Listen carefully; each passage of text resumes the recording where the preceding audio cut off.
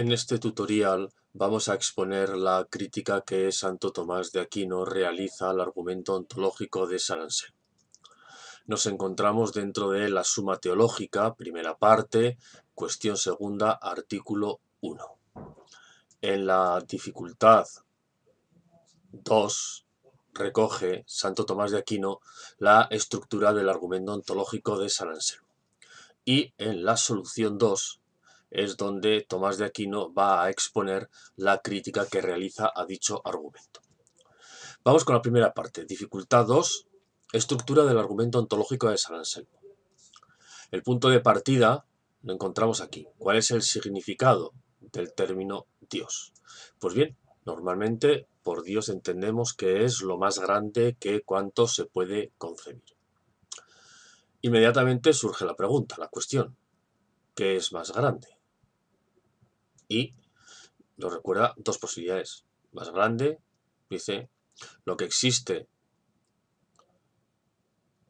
en el entendimiento o lo que existe en el entendimiento y en la realidad.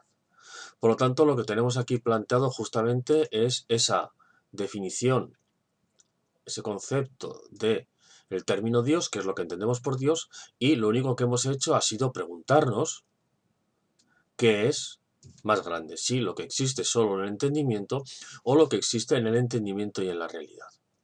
Bien, pues por el hecho de entender, por el hecho de comprender el nombre de Dios, evidentemente existe en el entendimiento. Luego, en función de lo que acabamos de decir anteriormente, hemos de concluir que también existe en la realidad.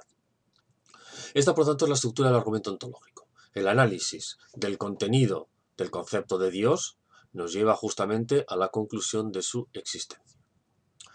Bien, en la solución 2, Tomás de Aquino va a establecer la crítica a este argumento. Y la primera crítica se formula así. No todo el mundo que oye la palabra Dios entiende por Dios que es lo más grande. Por lo tanto, Tomás de Aquino va, por así decirlo, a hacer una crítica al punto de partida. No todo el mundo entiende por Dios lo más grande. De hecho, él dice, algunos entienden que Dios es cuerpo. Así que la primera reflexión crítica de Tomás de Aquino nos hace llevar al punto de partida.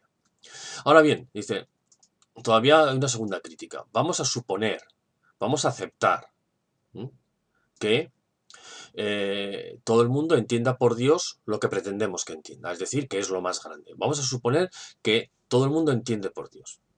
Ahora bien, de esa suposición, lo que se sigue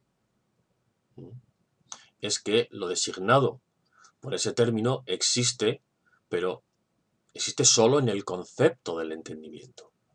Por lo tanto, que lo que entendemos por Dios existe solo en nuestro concepto del entendimiento. Pero lógicamente, de ahí no se sigue que lo designado por ese concepto exista en la realidad. Por lo tanto, nos encontramos que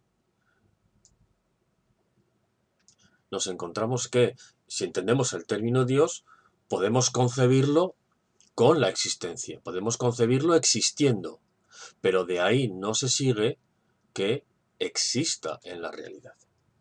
Por lo tanto, tendríamos que esa es la crítica que Tomás de Aquino realiza, o la segunda crítica que Tomás de Aquino realiza a la existencia de Dios. Por lo tanto, en ese sentido, concluye que, aunque entendamos por el término Dios lo que pretendemos, que es lo más grande que podemos concebir, como mucho podemos llegar a concebirlo con la existencia, pero lo que no podemos afirmar es que eso que concebimos existiendo realmente exista.